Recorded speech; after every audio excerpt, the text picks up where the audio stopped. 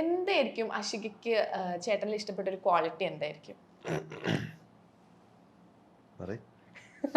അങ്ങനെ ഇപ്പൊ ഞാൻ ബേസിക്കലി ഭയങ്കര I had gone through a lot of emotional traumas. അപ്പോൾ ഞാൻ ഇന്റർവ്യൂസിൽ തന്നെ കുറേ പറഞ്ഞിട്ടുണ്ട്. കാരണം എല്ലാ പെൺകുട്ടികൾക്കും ഒരു പാമ്പറിങ് അല്ലെങ്കിൽ ഒരു കെയറിങ് പാർട്ട്ണർ എന്ന് പറയുന്നത് ഇറ്റ്സ് എ ഡ്രീം ആക്ച്വലി. അപ്പം ഇപ്പോഴത്തെ ഒരു സമയത്ത് നമുക്ക് ആരെയും ട്രസ്റ്റ് ചെയ്യാൻ പറ്റില്ല. ലൈക്ക് എപ്പോഴാണ് നമ്മളെ ലെറ്റ് ഡൗൺ ചെയ്യുക എന്നുള്ളത് നമുക്കറിയില്ല. പക്ഷേ ഏട്ടൻ്റെ ഭാഗത്തുനിന്ന് what I felt is like he's my purple. അതായത് പ്രത്യേകിച്ചൊന്നും ചെയ്തിട്ടൊന്നുമല്ല, ഇരുത്തിക്കൊണ്ട് പറയുന്നതല്ല, അങ്ങനെ പ്രത്യേകിച്ച് എനിക്ക് വേണ്ടിയിട്ട് ഇങ്ങനെ അങ്ങനെ എന്തെങ്കിലും അങ്ങനെയൊന്നും അല്ല. പക്ഷെ he's there and I'm peaceful. Like എനിക്കിപ്പോൾ എന്തുണ്ടെങ്കിലും he's the first person to run off. ഏട്ടാ എനിക്ക് ഇന്ന പ്രശ്നമുണ്ട്, ഏട്ടാ അത് ഇങ്ങനെ ഉണ്ടായി. ഞാൻ ആക്ച്വലി പാനിക് ബട്ടറാണ് ഭയങ്കരമായിട്ട്. ഏട്ടാ അതങ്ങനെ ഉണ്ടായി, ഇതിങ്ങനെ ഉണ്ടായി. ഏട്ടൻ ഇസ് ഓൾവേസ് ലൈക്ക് നമുക്കത് ചെയ്യാന്നേ, നമുക്കിത് ചെയ്യാന്നേ, അതിനെന്തത് നമുക്ക് ചെയ്യാം. അപ്പോൾ എനിക്ക് എപ്പോഴും ഭയങ്കര പോസിറ്റീവ് ഇൻപുട്ടാണ് ഓരോ സ്റ്റെപ്പിലും. ബേസിക്കലി അതാണ് എനിക്ക് ഭയങ്കര ഒരു കോൺഫിഡൻസ് തരുന്ന ഒരു ഫാക്ടറാണല്ലോ. നമുക്ക് എന്തുണ്ടെങ്കിലും നമുക്കൊരു ഒരു ബാക്കപ്പിന് ഒരാളുണ്ടാവുക എന്ന് പറയുന്നത് it's a very big thing. Okay, ചേട്ടൻ എന്താണ് ആഷികയിലേക്ക് ഇഷ്ടപ്പെട്ട ക്വാളിറ്റി? ക്വാളിറ്റി എന്ന് പറഞ്ഞാൽ അവള് കുട്ടികളി ഭയങ്കര ഇഷ്ടം എനിക്ക്. ഇതേപോലെ എല്ലാം പറഞ്ഞിട്ട് എല്ലാം ഇപ്പൊ സെറ്റിൽ ഉണ്ടായി കഴിഞ്ഞാൽ അപ്പൊ തന്നെ വിളിച്ചു പറയും. ഒക്കെ നീ വിളിച്ചു പറയും എന്തെന്ന് പറഞ്ഞാൽ ഏട്ടാ എങ്ങനെ നടന്നിട്ടുണ്ട് കേട്ടോ, എന്താ ചെയ്യണ്ട ഒക്കെ എന്നോട് എന്നോടെല്ലാം പറയും. അതന്നെയാണ് he's my best friend. So നമുക്ക് ആ ഒരു ട്രസ്റ്റ് ചെയ്യാൻ പറ്റുന്ന ഒരു ഫ്രണ്ട് എന്ന് പറയുന്നത് നമ്മൾ അതല്ലേ ഫസ്റ്റ് നമ്മൾ ഇത് ചെയ്യാം. ഒരു സ്റ്റേജ് വരയ്ക്കും ഞാൻ അമ്മയോടായിരുന്നു എല്ലാം ഷെയർ ചെയ്യാം. ലൈക്ക് അമ്മ സ്റ്റിൽ മൈ ബെസ്റ്റ് ഫ്രണ്ട്. അമ്മ പറയും അമ്മയ്ക്ക് വിളിക്കലില്ല അല്ല അങ്ങനെയല്ല. ലൈക്ക് നമുക്ക് ഓരോ സ്റ്റേജ് കഴിയുമ്പോൾ നമുക്ക് ഇതിപ്പോ അമ്മേനെ ഞാൻ കുറെ ബുദ്ധിമുട്ടിച്ചു, ഇനി കുറച്ച് ഏട്ടനെ ബുദ്ധിമുട്ടിക്കും. അപ്പൊ പറഞ്ഞ അമ്മയാണ് എല്ലാം എല്ലാം അല്ലേ? ഓക്കെ, അപ്പൊ അമ്മ ഇപ്പൊ എത്രത്തോളം ഹാപ്പിയാണ്? അമ്മ ഭയങ്കര ഹാപ്പിയാണ്. ഭയങ്കര ഹാപ്പി എന്ന് പറഞ്ഞാൽ ഐ തിങ്ക് അമ്മയുടെ ലൈഫിൽ അമ്മ ഡ്രീം ആയിട്ട് കൊണ്ട് വെച്ചിരുന്നത് ചിലപ്പോൾ എൻ്റെ കല്യാണം എന്നായിരിക്കും. അമ്മ പക്ഷെ എന്നെ ഒരിക്കലും ഇൻസിസ്റ്റ് ഒന്നും ചെയ്തിട്ടില്ല കേട്ടോ. അതായത് ഇപ്പോൾ എന്താ പറയുക ഇന്ന ആളെ കല്യാണം കഴിക്കണം അല്ലെങ്കിൽ ഇന്ന കാര്യം ചെയ്യണം അങ്ങനെ ഇൻസിസ്റ്റ് ചെയ്തിട്ടില്ല. പക്ഷെ എനിക്കറിയാം അമ്മ എത്രത്തോളം എൻ്റെ കാര്യത്തിൽ ടെൻസ്ഡ് ആയിരുന്നു എന്നുള്ളത്. കാരണം ഞാൻ ഒറ്റയ്ക്ക് യാത്ര ചെയ്യുന്നു, ഒറ്റയ്ക്കെല്ലാം ഡീൽ ചെയ്യുന്നു, അപ്പോൾ അതിൻ്റെ ഒരു ടെൻഷനാണ്. അപ്പോൾ ഏട്ടൻ എന്ന് പറയുന്ന സംഭവം ഐ തിങ്ക് അമ്മയ്ക്ക് ഭയങ്കര ഒരു പ്രൊട്ടക്റ്റീവ്നെസ് കൊടുക്കുന്ന ഒരു ഫാക്ടറാണ്. So she is very much happy. അപ്പൊ നമ്മുടെ ഷോയുടെ പേര് എന്ന് പറഞ്ഞാൽ സുന്ദരി നീയും സുന്ദരൻ ഞാനും. ഞാനൊരു ചെറിയ സെഗ്മെന്റിലേക്ക് കൊണ്ടുപോവാണ്. ഈ സെഗ്മെന്റിന്റെ പേരാണ് made for each other. Okay, ഞാൻ കുറച്ച് ക്വസ്റ്റ്യൻസ് ചോദിക്കും, നിങ്ങൾ ബോർഡിൽ എഴുതണം. ഓക്കെ, അപ്പൊ നമുക്കറിയാലോ എത്രത്തോളം നിങ്ങൾക്ക് അങ്ങോട്ടും ഇങ്ങോട്ടും അറിയാം. ഓക്കെ ഓക്കെ, അപ്പൊ നിങ്ങൾക്കായിട്ടുള്ള പണിയായുധങ്ങളൊക്കെ എന്റെ കയ്യിലുണ്ട്. ഓക്കെ, അപ്പൊ നമ്മുടെ സെഗ്മെന്റിന്റെ പേരാണ് made for each other. First question, വിവാഹ തിരക്കുകളെല്ലാം കഴിഞ്ഞിട്ട് വേണം ഈ ഒരു കാര്യം ചെയ്യാൻ, പക്ഷെ ഇത്രയും ദിവസമായിട്ടും അത് നടന്നിട്ടില്ല. എന്ത്? കുറെ കാര്യങ്ങളുണ്ട്. എന്നാലും നിങ്ങള് എന്താ പറയാ തിരക്കുകളൊക്കെ കഴിഞ്ഞിട്ട് ചെയ്യണം എന്ന് വിചാരിച്ചൊരു കാര്യമായിരിക്കും, പക്ഷെ ഇതുവരെ നടന്നിട്ടില്ല. അതെന്തായിരിക്കും? ഞങ്ങൾ ഇപ്പൊ ആക്ച്വലി അതിന്റെ പ്ലാനിങ്ങിലാണ്. ആണോ? ചേട്ടൻ ഒരുപാട് ചിന്തിക്കുന്നു.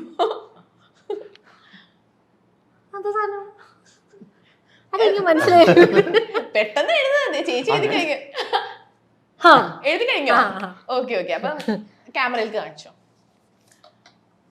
Rameswaram trip and international trip, honeymoon. Okay, കുഴപ്പമില്ല. അതായത് തെറ്റാണ് പ്രൊഡ്യൂസർ പറഞ്ഞു തെറ്റൊന്നുമല്ല, രണ്ടും സെയിം തന്നെ. It belongs to this. International trip ഞങ്ങൾ കുറെ ആയിട്ട് ഇങ്ങനെ പ്ലാൻ ചെയ്യുന്നു, പക്ഷെ ഇതുവരെ നടന്നിട്ടില്ല. എവിടെ പോവാനാണ്? ഞങ്ങള് മാൽദീവ്സ് ഓർ തായ്ലൻഡ് ആണ്. കാരണം ഏട്ടനും ഇതുവരെ അങ്ങനെ ഇന്റർനാഷണൽ ട്രിപ്സ് പോയിട്ടില്ല. ഞാന് ദുബായ് ഒക്കെ പോയിട്ടുണ്ടെന്നല്ലാണ്ട് അങ്ങനെ ഒരു എൻജോയ്മെന്റ് എന്നൊരു ഇതിൽ ഞാൻ പോയിട്ടില്ല. ഞങ്ങൾ അതാണ് ആക്ച്വലി പ്ലാൻ. ഈ ഒരു 2 വീക്സിൽ എവിടെയൊക്കെ പോയി?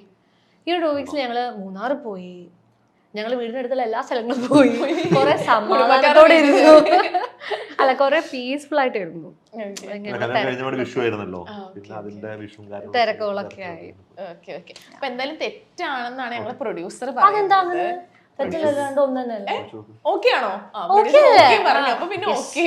അടുത്തത്, പ്രണവേട്ടൻ ആഷികയോട് സംസാരിക്കുമ്പോൾ ഏറ്റവും കൂടുതൽ ആൾ ഇറിറ്റേറ്റഡ് ആവുന്നത് എന്തിന്? ഇറിറ്റേറ്റഡ് ആവോ തങ്കപ്പെട്ട മനുഷ്യനെ കണ്ടിട്ട്? നോ. ഒന്നും ചോദിക്കോ?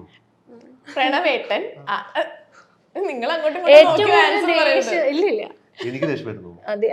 ഏറ്റവും കൂടുതൽ ഇറിറ്റേറ്റഡ് ആവുന്നത് എപ്പോഴാണ്? ചേച്ചി എഴുതി 5 4 3 2 കഴിഞ്ഞ നോക്കട്ടെ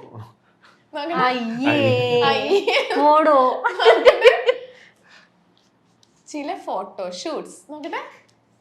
കുട്ടിക്കളി. ഓക്കെ. ചില സമയങ്ങളില് കുട്ടികളെ കാണുമ്പോ ദേഷ്യം വരുമോ? ചിലപ്പോ ഫോട്ടോഷൂട്ട്സിന് ദേഷ്യപ്പെടാറുണ്ടോ? ദേഷ്യമല്ല, ചിലപ്പോ ഇറിറ്റേഷൻസ് വരും. ചോദിക്കും അതെന്തിനാ അങ്ങനെ പറഞ്ഞിട്ടുള്ളൊരു ഫോട്ടോഷൂട്ട് ഏതാ? അങ്ങനൊന്നുമില്ല, അങ്ങനൊന്നുമില്ല, സ്പെസിഫിക്കലി ഒന്നും അല്ല. ഇപ്പൊ എന്തെങ്കിലും ഒരു ഡിസ്കഷൻ വരുമ്പോൾ ഇപ്പം ഞാൻ പറയും എനിക്ക് കുറച്ച് എന്തെങ്കിലും അഡ്വാൻസറസ് ആയിട്ട് ചെയ്യണം.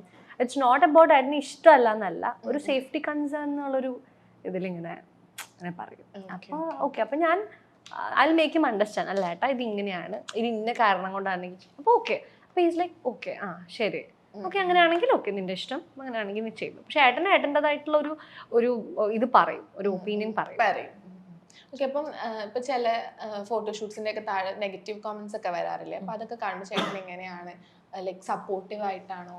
ഏട്ടൻ എന്താ വെച്ചാൽ ഞാൻ ഇത്രയും ദിവസം സത്യം പറഞ്ഞാൽ ഞാനത് ഇഗ്നോർ ചെയ്യുമായിരുന്നു. നമുക്ക് വരുന്ന സൈബർ അറ്റാക്സും മെസ്സേജസും എല്ലാം ഇഗ്നോർ ചെയ്യുമായിരുന്നു. പക്ഷെ ഇപ്പം എങ്ങനെയാ വെച്ചാൽ എനിക്ക് കുറച്ചും കൂടി ഒരു ധൈര്യം വന്നു. അപ്പം ഏട്ടൻ്റെ അടുത്ത് പറയാം നീ എന്തിനാ കേട്ടോണ്ട് നിൽക്കുന്നത്, നമുക്കത് റിയാക്ട് ചെയ്യാം. ഞങ്ങൾ സത്യം പറഞ്ഞപ്പോൾ ഇന്നലെ സൈബർ സ്റ്റേഷനിൽ പോയി വന്നേ ഉള്ളൂ.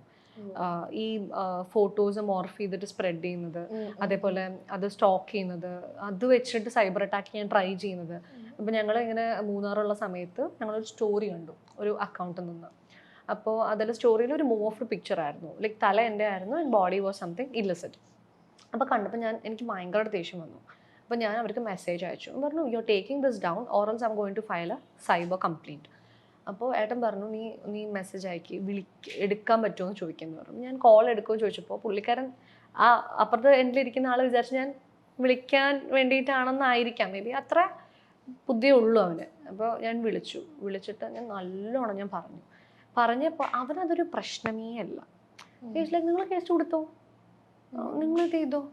അപ്പോൾ എനിക്ക് മനസ്സിലാവാത്തത് എന്ത് ധൈര്യമാണ് അവർക്ക്, ഹൗ ഡെയർ അങ്ങനെ ചെയ്യാൻ. എൻ്റെ മാത്രമല്ല കേട്ടോ, ആ പേജസിൽ ഒരുപാട് പേരുടെ ഞാൻ കണ്ടു, ആർട്ടിസ്റ്റുകളായിട്ടും സോഷ്യൽ മീഡിയയിൽ ആക്റ്റീവായിട്ടിരിക്കുന്ന ഒരുപാട് പേരുടെ ഫോട്ടോസും വീഡിയോസും ഞങ്ങൾ കണ്ടപ്പോൾ സത്യം പറഞ്ഞാൽ സങ്കടം തോന്നി. അവരുടെ വീട്ടിലെ ഒരാളായിരുന്നെങ്കിൽ അവരങ്ങനെ ചെയ്യില്ല. അപ്പം ഞാൻ ചോദിച്ചു നിങ്ങളുടെ അമ്മയുടെ ഫോട്ടോ ആണ് ഞാൻ മോർഫ് ചെയ്തിട്ടുണ്ട് ഞാൻ പോസ്റ്റ് ചെയ്ത് നിങ്ങൾ സമ്മതിക്കും? അതില്ല. അപ്പം അതെന്താ, ബാക്കിയുള്ള പെൺകുട്ടികളൊന്നും അവർക്ക് പ്രശ്നമല്ല.